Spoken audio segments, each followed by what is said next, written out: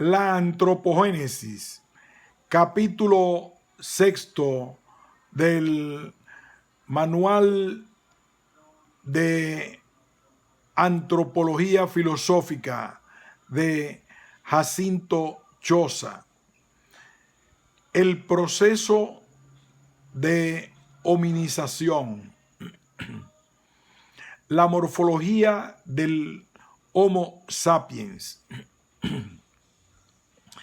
Desde el punto de vista de la zoología, el hombre puede ser clasificado como metazoo celomado, deuteróstomo, vertebrado, mamífero, y dentro de este grupo se le clasifica dentro del orden de los primates. El orden de los primates se suele dividir en dos grandes subórdenes. Primero, el de los prosimios, y dos, el de los antropoideos. El suborden de los antropoideos se suele dividir en tres superfamilias. La de los ceboideos, que comprenden monos del Nuevo Mundo y otros. La de los cercopitecoideos, que comprende los monos del Viejo Mundo, macaco, babuino, etc., y otras especies fósiles. Y tres, la de los hominoideos. La superfamilia de los hominoideos se suele dividir en tres familias. Oreopitecidos, que comprende especies fósiles. Póngidos, que comprende diversas especies fósiles junto con las especies actuales de gibón, siamán, orangután, chimpancé y gorila. 3. Homínidos, que comprende el ramapiteco y el australopiteco y el homo. Aquí vamos a entender por antropogénesis el proceso por el cual se configura la especie Homo sapiens sapiens, es decir, el hombre que existe actualmente, diferencialmente respecto de las demás especies. Vamos a entender como proceso de hominización la serie de secuencias que dan lugar a las características morfológicas y fisiológicas del hombre actual y como proceso de humanización la secuencia de aparición de elementos culturales que, independientemente de que influyan o no en las características morfofisiológicas, son constitutivos de una forma de vida o de una conducta que se puede llamar genuinamente humana. Por lo que se refiere al proceso de hominización, hay que decir en primer lugar que lo que se diga sobre él desde el punto de vista de la antropología filosófica, nada prejuzga sobre las claves taxonómicas que se han tomado como punto de referencia, en el sentido de que no puede ni anularlas ni consagrarlas. Los taxones pueden ser reordenados de otras formas. Algunos pueden ser suprimidos y pueden aparecer otros nuevos. Eso es una cuestión de ajuste entre la taxonomía, la paleontología y el registro molecular. Para las cuestiones que aquí se van a analizar, es suficiente que las divisiones mayores se mantengan, y eso por el momento parece confirmado. En segundo lugar, es conveniente tener en cuenta algunos datos cronológicos básicos del proceso de hominización y del de humanización. La cronología de los acontecimientos que se transcribe recoge los puntos comúnmente aceptados en 1984 por las diversas ciencias competentes en orden a determinar la filogenia de los homínidos. Por supuesto, desde 1984 hasta ahora, se ha aportado datos lo suficientemente relevantes para figurar en un cuadro y aún se irán aportando más en los años ulteriores. Pero ese cuadro suministra un punto de referencia básico suficiente para los análisis que aquí se van a desarrollar sin perjuicio de la inclusión de datos posteriores a 1984. La secuencia que aquí interesa más es la que va del Australopiteco y sus diversas formas a través del Homo habilis primero y del Homo erectus después hasta el Homo sapiens arcaico para terminar en el Homo sapiens moderno. Se trata pues de una determinada secuencia que corresponde a los últimos 5 millones de años y se considera interesante porque en el Australopiteco de hace 5 millones de años aparece una característica morfológica genuinamente humana, la posición bípeda, que no se da más que en él y en el Homo, y parece fuera de toda duda razonable que el Australopiteco no es Homo. El Australopiteco aparece hace unos 5 millones de años y se extingue hace 1,5 millones. Actualmente se supone que engloba a 3 especies: A. afarensis, A. gracil y A. robustus bossei, y no se ha encontrado indicios de ellos fuera del continente africano. Los australopitecos tienen una estatura que va de los 90 a los 160 centímetros, un peso que oscila entre 28 y 55 kilogramos y una capacidad craneana comprendida entre 435 y 700 centímetros cúbicos. El cráneo tiene una proporción cerebral reducida, provisto a veces de cresta sagital y de fuertes mandíbulas. Por el momento no se le ha encontrado ninguna relación con el fuego y sí aparece en relación con una industria lítica de guijarros algo modificados. El Homo habilis, un tipo de homínido del que por el momento no hay suficientes datos como para establecer muchas tesis firmes sobre él. El resto más antiguo hallado es de hace 2,5 millones de años y el más moderno de hace 1,6 millones de años. Su capacidad craneana oscila entre los 600 y los 700 centímetros cúbicos y su peso parece poco superior a los 40 kilogramos. Se le asocia la industria lítica oldonohuayense y una construcción edificada con bloques de basalto, con los guijarros tallados para obtener aristas duras, podían cortar carne o la piel dura de animales como elefantes. Probablemente utilizó también palos y ramas como herramientas. Desde el punto de vista filogenético, algunos autores suponen que procede del A. afarensis y otros que es completamente independiente de él y que coexistieron durante milenios. El Homo erectus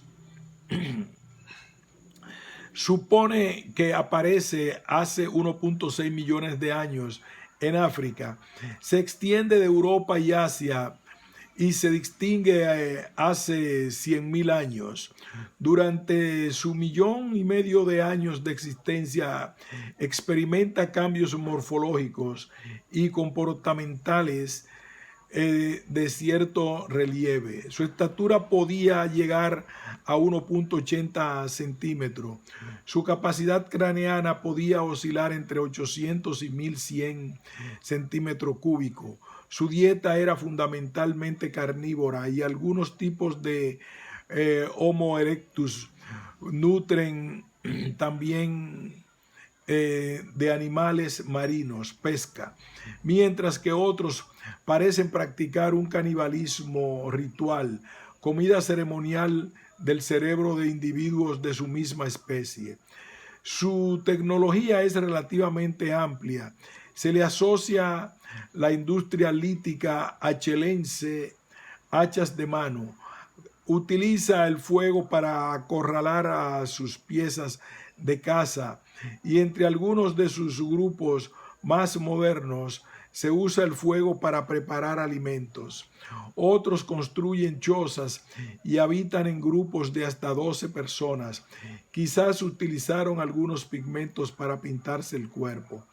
El Homo sapiens arcaico aparece hace 300.000 años y se extingue hace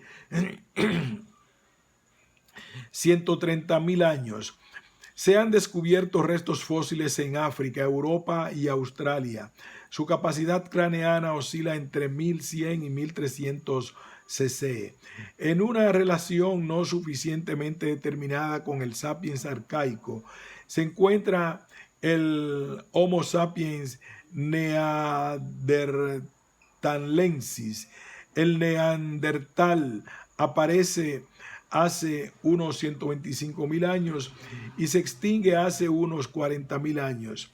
Se extiende por África, Asia y Europa y se dan en él cambios significativos en el comportamiento y en la morfología respecto del anterior sapiens arcaico. El neandertal entierra a los muertos, tiene ritos funerarios y otras prácticas religiosas. Cultiva la medicina y una rudimentaria cirugía e introduce innovaciones en la industria lítica. El Homo sapiens moderno, al que también se le llama hombre del Cro-Magnon, tomando el nombre de la localidad francesa en que se encontraron de los primeros fósiles de este tipo, aparece hace 40.000 años y tiene las mismas características morfológicas que los hombres actuales. Al parecer, el sapiens moderno surge de pronto y su surgimiento quizás sea simultáneo a la extinción, tal vez también súbita, de los neandertales, o al menos eso es lo que parece deducirse de los datos actualmente disponibles en el registro fósil. Desde el punto de vista biológico molecular se ha propuesto la tesis de que todos los individuos de la especie humana actualmente existentes proceden de una misma mujer que vivió en África hace algo más de 200.000 años.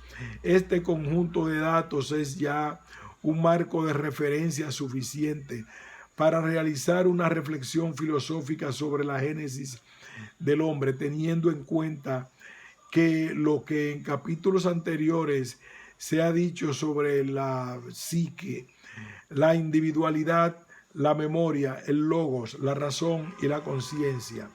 Si tomamos la definición aristotélica del hombre como animal que tiene logos y la proyectamos sobre este marco de referencia de la antropología física, la pregunta, ¿quiénes entre esos homínidos son hombres? ¿Cuáles de esos animales tiene logos? Hay que formularla en estos otros términos. ¿Cuáles son las manifestaciones mínimas de la racionalidad? Por una parte, se trata de determinar qué utensilios, qué conducta individual y social y qué tipo de lenguaje son la mínima expresión de un intelecto como el nuestro.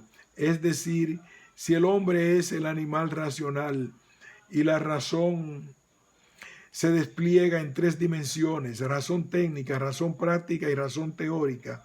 Se trata de averiguar qué técnicas, qué costumbres y qué lenguajes en sus balbuceos más incipientes son manifestativos de una nacionalidad como la de los hombres actuales. Y por otra parte, se trata de establecer qué morfología es la que corresponde a un animal que sea racional en el sentido que se da a este, término al aplicarlo al hombre, o dicho de otra manera, cuál es el intervalo de variación de la especie humana, teniendo en cuenta no solo la amplitud de diferencia entre los individuos actuales más distanciados morfológicamente que quepa encontrar, sino también los más antiguos en el tiempo. Ahora vamos a ocuparnos, en primer lugar, de la expresión morfológica de la racionalidad y dejaremos para un segundo momento sus manifestaciones culturales.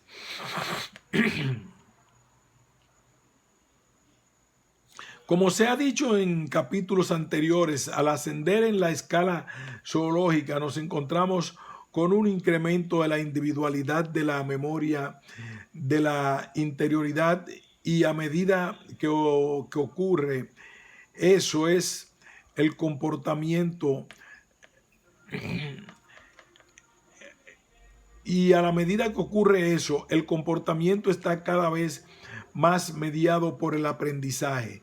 Cuando se llega al hombre, nos encontramos con una capacidad de aprendizaje en principio ilimitada. Esa es la característica del intelecto humano tal como lo formulase Anaxágoras, el primero de todos, y en lo que le han seguido los filósofos posteriores de todos los tiempos. El nous, que es el nombre de Anaxágoras, le dio al intelecto en cuanto que razón a logos autoconsciente. Puede aprenderlo todo, puede comprenderlo todo, porque está separado de todo y él no tiene de suyo ninguna naturaleza. Pues bien, lo propio del hombre es que en él hay nous, o como lo formuló Aristóteles, que tiene logos. Ese logos, que es la capacidad ilimitada de aprendizaje, está en un cuerpo físico, en un organismo animal, pero ningún organismo animal puede tener una capacidad infinita de aprendizaje en tanto que cuerpo orgánico. Porque si para comprenderlo todo es preciso no tener ninguna naturaleza, es imposible que eso lo haga un cuerpo orgánico, porque ser cuerpo orgánico quiere decir ser de una determinada manera y no tener y no poder ser de ninguna otra. Aclaremos la tesis con un ejemplo. El único cuerpo que tiene una capacidad de aprendizaje infinita es la plastilina con la que los niños hacen figuras. Pero ello es así precisamente porque la plastilina no tiene ninguna naturaleza y puede serlo todo, puede aprenderlo todo. Por eso, Anaximandro dijo que el universo está hecho de una materia prima absolutamente indeterminada, a la que llamó apeirón, que en el griego significa eso, lo indeterminado. Pero aunque un cuerpo como la plastilina puede hacerlo todo, no puede aprender nada, porque para ser una cosa tiene que dejar de ser otra. La plastilina, como el universo, no tiene memoria, interioridad. Si hay un nous en un organismo animal, ese organismo tiene que presentar algunas características morfológicas en concordancia con una capacidad de aprendizaje infinita. Pues bien, las características que se señala para un organismo así, para el organismo humano, es la inespecialización biológica o la indeterminación biológica.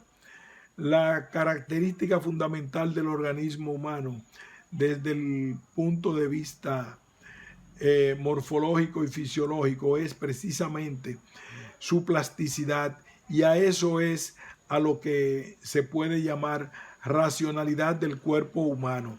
Veamos qué significa eso. Las semejanzas más destacables entre el Homo sapiens y los demás antropoides son la visión estereoscópica o policromática, captación del espacio y del color muy similar en las distintas especies. Inmovilidad del pabellón auditivo, reducción muy fuerte del sentido del olfato, menor valor relativo, pérdida de pelos táctiles, generación de una cría por parto, por término medio. Las diferencias morfológicas más específicas del hombre en relación con los demás antropoides son una columna vertebral más fuerte y formando una línea recta con las piernas, mientras que en los antropoides de columna vertebral es más débil y está inclinada hacia adelante, formando un ángulo obtuso con las piernas. Una pelvis más fuerte en el hombre y una fuerte musculatura de la verticalidad, las masas musculares de los glúteos, piernas más largas que los brazos, arcos de los pies construidos de forma que el peso de todo el cuerpo pueda cargarse establemente sobre ellos.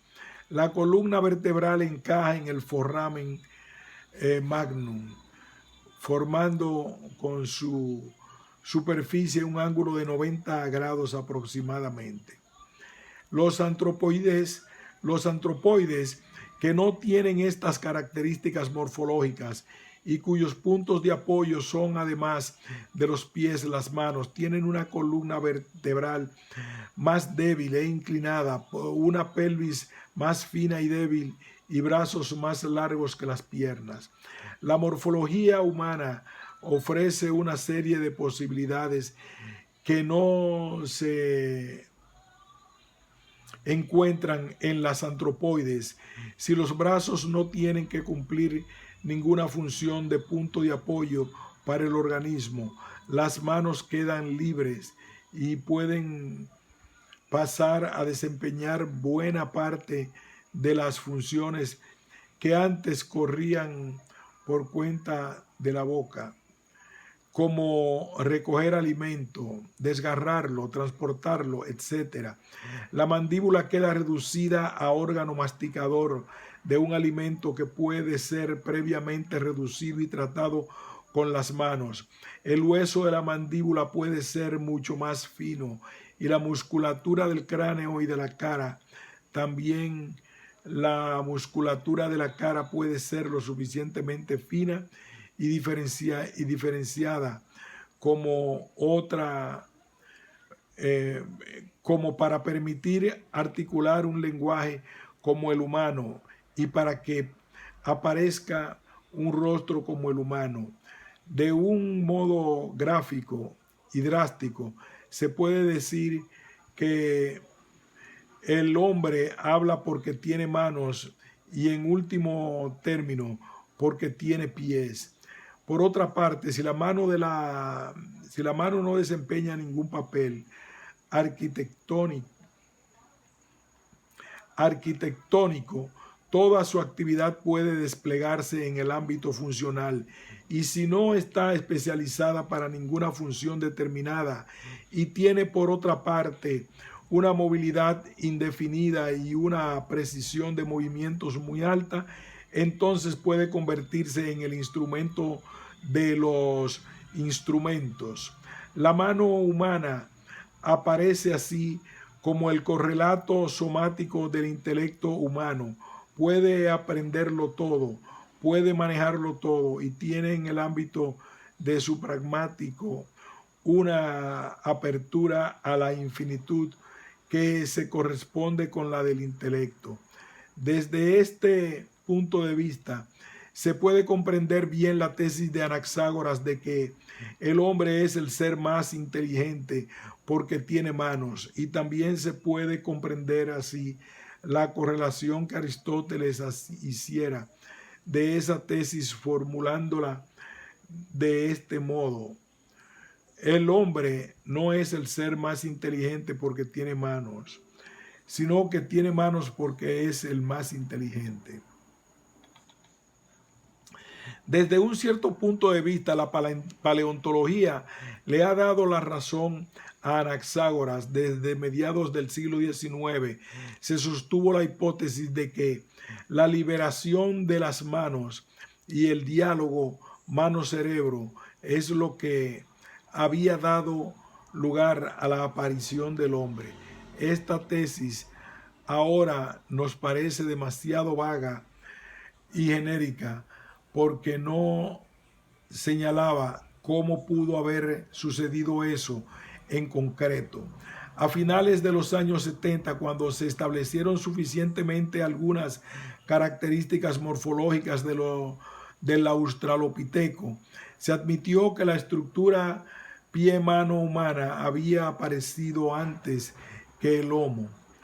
Pues bien, manteniéndose esa misma estructura de pies-manos desde el australopiteco hasta el Homo sapiens moderno, hay aproximadamente una triplicación de la capacidad craneana, pero es preciso señalar que el incremento de la inteligencia, de la capacidad de aprendizaje, no es tanto función de la capacidad craneana cuando de la superficie cerebral adaptativa, que está en relación directa con la superficie cerebral en términos generales. Entre los humanoideos actuales, el de mayor superficie cerebral es el gorila, con 5.500 cc, con 5.500 centímetros cuadrados. La del hombre es de 22.260 centímetros cuadrados, la mayor parte de la cual es adaptativa. Así, después de la fecundidad del diálogo mano-cerebro, no depende solo de que exista la mano, sino de la amplitud de la superficie cerebral adaptativa. Y desde este punto de vista puede decirse que tiene razón Aristóteles. Puede decirse que si hay mucha superficie cerebral adaptativa, tiene que haber manos, o que la inteligencia exige las manos. Por otra parte, la inespecialización morfológica del Homo está en correlación con la inespecialización comportamental.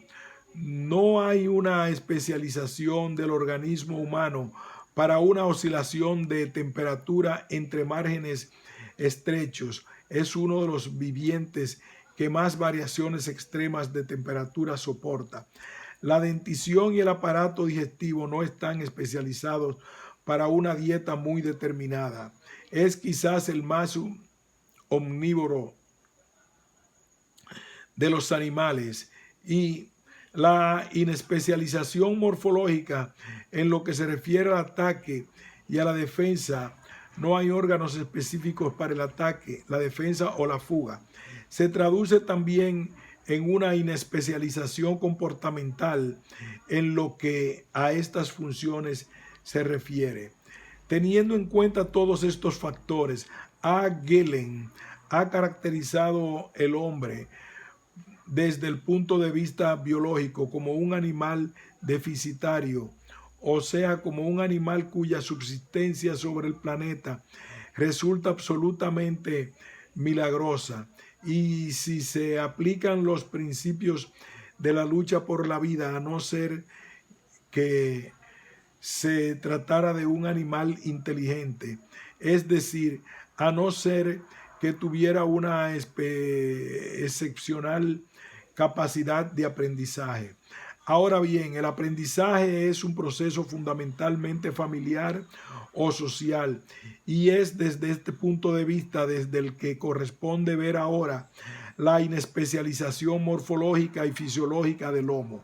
La capacidad de aprendizaje depende de la superficie cerebral adaptativa, pero el aprendizaje efectivo depende del tiempo dedicado al adiestramiento, lo que a su vez depende de la estrategia reproductora de las distintas especies animales.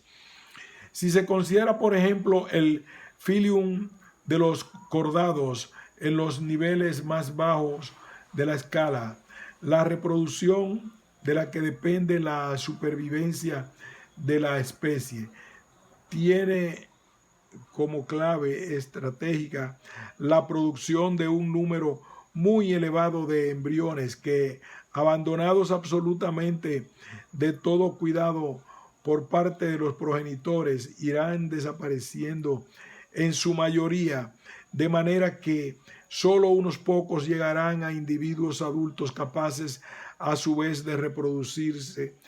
En general, la estrategia reproductora de animales con poca capacidad de aprendizaje depende de una cuestión de cantidad de embriones, generalmente en forma de huevos.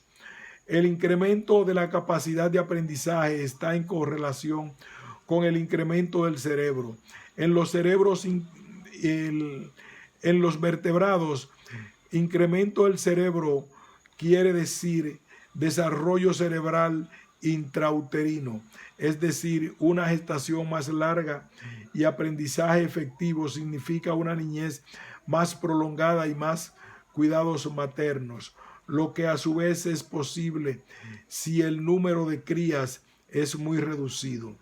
Ascendiendo en el filium de los cordados, la estrategia reproductora de los mamíferos superiores y especialmente entre los antropoides tiene una clave en el aspecto cualitativo de la prole y no en el aspecto cuantitativo como ocurría entre peces, anfibios y reptiles.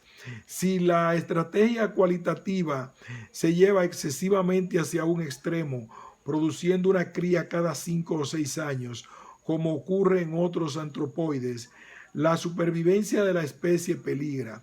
La supervivencia está más garantizada si la producción de crías puede ser de una por año o por año y medio.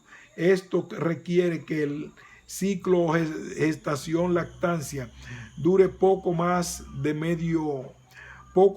un año, de forma que transcurrido ese tiempo la hembra vuelva a ser sexualmente receptiva. Pero por otra parte, si el ritmo de producción es de una cría cada 1.5 años y el tiempo durante el que se requieren los cuidados maternos para lograr un adiestramiento suficiente es más de un año, toda la actividad de la hembra puede quedar hipotecada por el cuidado de las crías, de manera que el acopio de alimento para todos ellos ha de correr por cuenta del macho. Así pues, una estrategia reproductora cualitativa eficaz requiere una división y especialización del trabajo. Si hay que cuidar y transportar a unas cuantas crías que necesitan un considerable periodo de adiestramiento, entonces la especie en cuestión no puede llevar un régimen de vida arbóreo.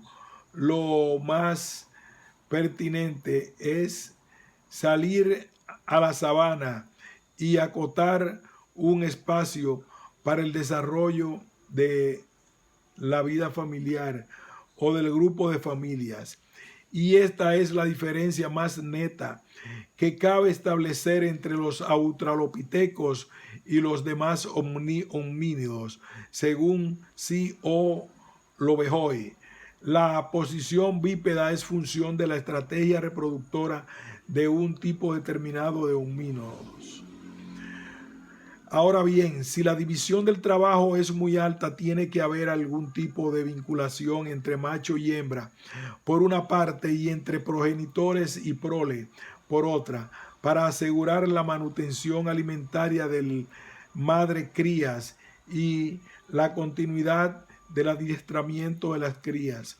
Si la referencia de los machos a las hembras fuese indiscriminada, como ocurre en numerosas especies cuya estrategia reproductora no es cualitativa, la rivalidad entre los machos por las hembras rompería la solidaridad entre los machos, con la consiguiente repercusión sobre el aporte de alimentos para cada grupo de madres crías, y no es eso lo que ocurre entre los antropoides. Lo que al parecer ha tenido lugar entre ellos ha sido un aumento de la discriminación epigámica, o sea, el factor determinante de que la referencia a la hembra fuese discriminada, de manera que al macho no le diera igual cualquier hembra, sino que se refiriese a una y a la misma. Esto es lo que en el lenguaje ordinario se llama enamorarse. La discriminación epigámica está en correlación con el aumento del periodo de receptividad sexual, con la disminución del periodo de inhibición del estro. Permite la formación de la familia nuclear y hace posible la constitución de unos grupos familiares estables en los cuales podía tener lugar, por una parte, la cooperación de las madres en la vida social en un territorio reducido, por otra, la cooperación de los padres en la casa en territorios muy amplios, y por otra, el adiestramiento de los niños para una vida social, es decir, la educación, un tipo de aprendizaje que tiene como una de sus claves el juego, y es ese tipo de interrelación social del que por una parte hace posible el lenguaje y por otra se consolida en virtud del lenguaje. Así pues, desde el punto de vista de la morfología podría decirse que el hombre habla porque tiene manos y en último término porque tiene pies. Desde el punto de vista conductual podría decirse que el hombre habla porque tiene una infancia muy prolongada y en último término porque se enamora. Este sistema morfológico comportamental es el propiamente específico del Homo sapiens y parece que puede explicarse así en las fases que van desde el australopiteco hasta él. Una racionalidad como la humana se corresponde con un sistema morfológico comportamental como el descrito. Ahora se trata de ver cuáles son las que pueden considerarse manifestaciones culturales mínimas expresivas de una racionalidad como la humana, es decir, se trata de pasar a examen el proceso de humanización, pero antes es oportuno detenerse en unas consideraciones pertinentes al respecto. Punto. Continuaremos con digresión teológico-estética.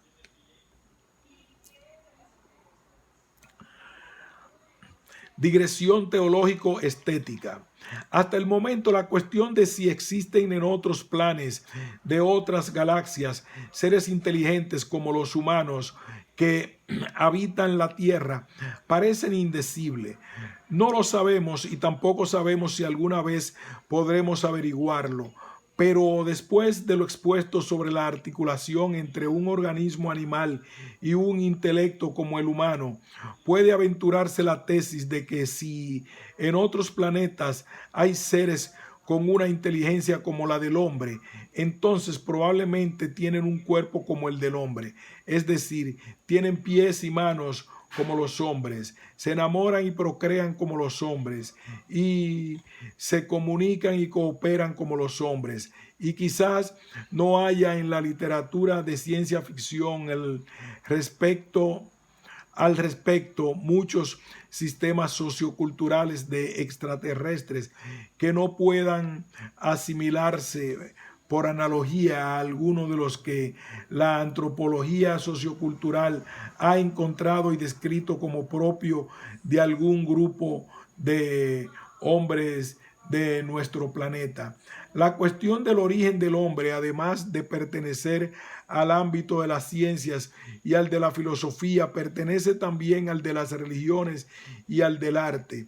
Las religiones de mayor vigencia en el mundo occidental, judaísmo, cristianismo e islamismo, enseñan que el hombre fue creado directamente por Dios y que tal acontecimiento consistió en la formación de una primera pareja, en primer lugar un hombre y a partir de él una mujer. En segundo lugar, el judaísmo, el cristianismo designan a ese primer hombre y a esa primera mujer con dos nombres propios, Adán y Eva.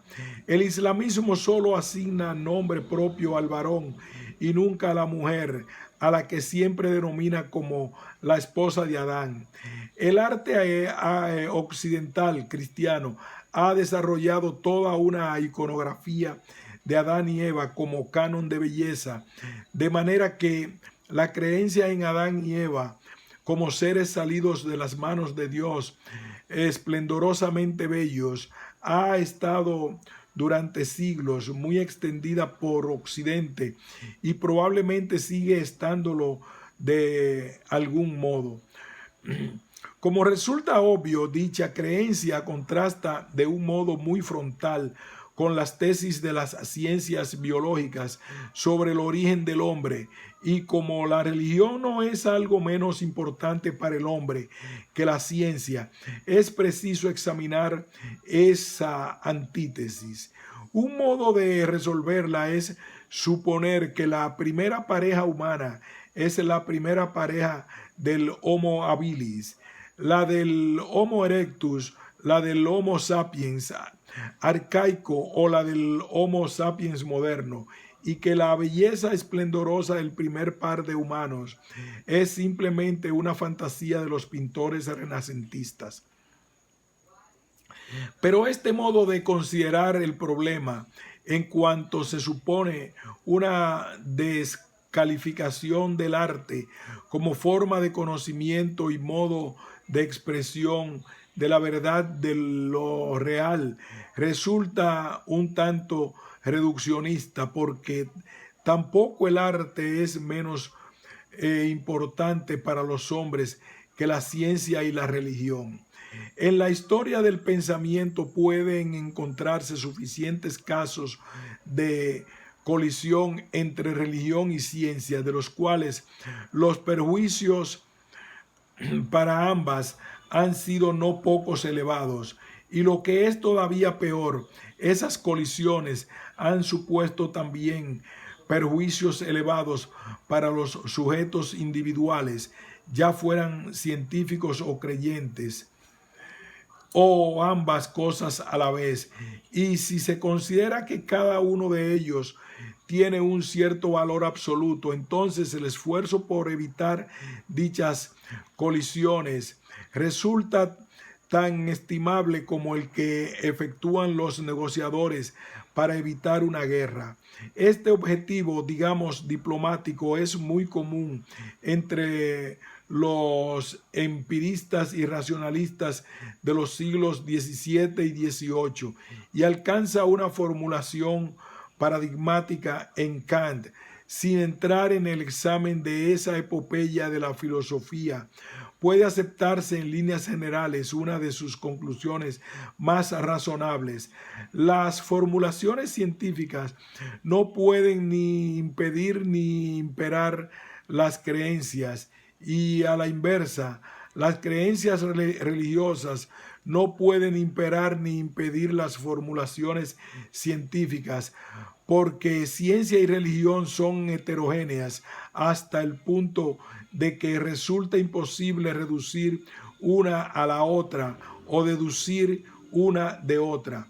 Por supuesto, esta tesis es verdadera en el orden esencial, pero en el orden existencial las experiencias en contra son tantas que la verdad de esa tesis en abstracto es inoperante si no se muestra su verdad en cada caso concreto.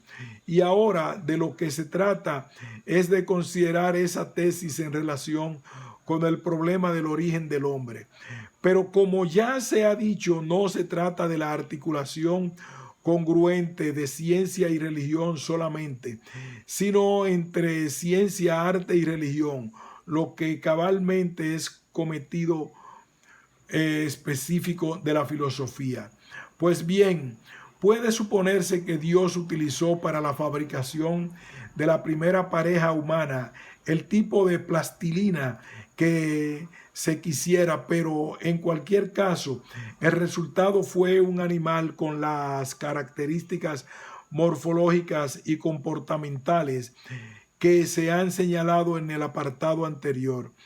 Es decir, cualquiera que fuese la materia primera utilizada en el modo de elaborarla, lo resultante no podía tener una funcionalidad distinta de la que se le ha descrito.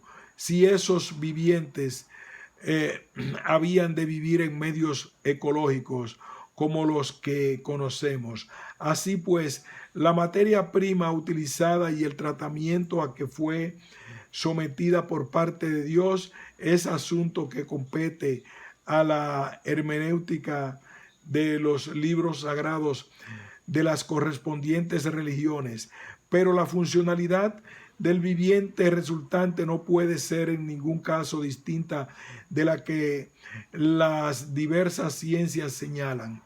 Pasemos ahora al terreno del arte.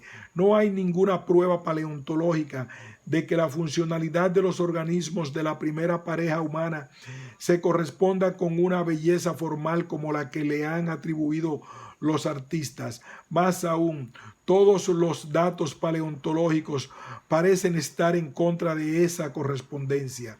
El examen de la correspondencia entre funcionalidad y belleza en el caso del organismo humano queda emplazado para un momento ulterior. Pero ahora se va a señalar un modo en el que la ciencia y el arte pueden estar ambos en la verdad. Una clave para su concordancia la suministra la religión, y la mostración efectiva de esa concordancia es un ejercicio del pensamiento que se llama filosofía apologética. En los libros sagrados del judaísmo, el cristianismo y del islamismo no se dice en ningún momento que la primera pareja humana fuese de una belleza esplendorosa. Esto último se debe exclusivamente a los pintores y escultores cristianos, puesto que en el judaísmo e islamismo la representación artística de la figura humana estaba rigurosamente prohibida. Pero en los libros sagrados de esas religiones y en general en los relatos del origen del cosmos y del hombre de la mayoría de las religiones, quizás de todas, si se dice que tras la aparición de la primera pareja humana sobreviene una especie de cataclismo cosmológico antropológico, a resultas de la cual se pierden unas ciertas características paradisíacas de la tierra y unas ciertas cualidades y prerrogativas excelentes del ser humano. Es el modo en que las religiones dan cuenta del origen del mal, del sufrimiento y de la condición penosa en que los hombres viven a lo largo de la historia humana, tal como lo conocemos. La elaboración de la dogmática cristiana de la caída original precipitada en la tesis de que tal acontecimiento afecta al hombre causándole 5 heridas, 15 vulnera, a saber, oscurecimiento de la inteligencia, debilitamiento de la voluntad, autonomía incontrolada de las tendencias y afectos pasiones, sujeción a enfermedades y sujeción a la muerte. El cristianismo enseña que antes de la caída original los hombres no morían.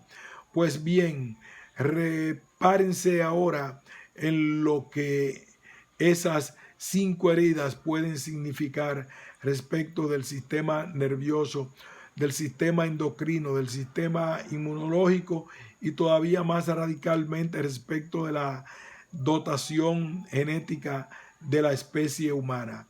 Si la dotación genética de la especie humana se viene afectada por una fuerte conmoción que alterase en algún sentido el orden de los plegamientos de las cadenas de DNA, en cuanto que en ellas están contenidas bajo la modalidad de DNA silencioso las instrucciones para la construcción de individuos de especies inferiores en la línea filogenética.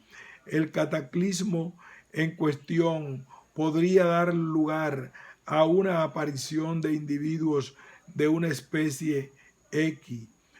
Todos los deformados que se les quiera suponer y, por supuesto, a individuos inviables.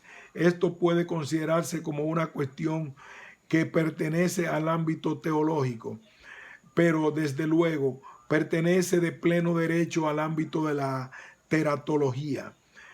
En segundo lugar, si una conmoción afectase el sistema inmunológico, la neutralización de los factores patógenos, el control sobre los procesos de envejecimiento y la regulación de algunos procesos de reparación podrían quedar dañados en su funcionalidad de un modo más o menos acusado.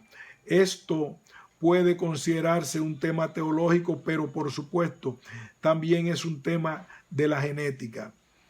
En tercer lugar, si una conmoción afectase al sistema endocrino de una mujer como la Miss Universo de 1986, su cuerpo podría adquirir en un periodo no muy largo de tiempo algunas características morfológicas de los primates. Podría desarrollar un fuerte prognatismo, podría descalificarse y encorvarse hacia adelante. Su columna vertebral podría cubrirse su frente y toda su cara de una vellosidad espesa, etc. Esto también puede ser un asunto de la teología, pero también es un problema endocrinológico.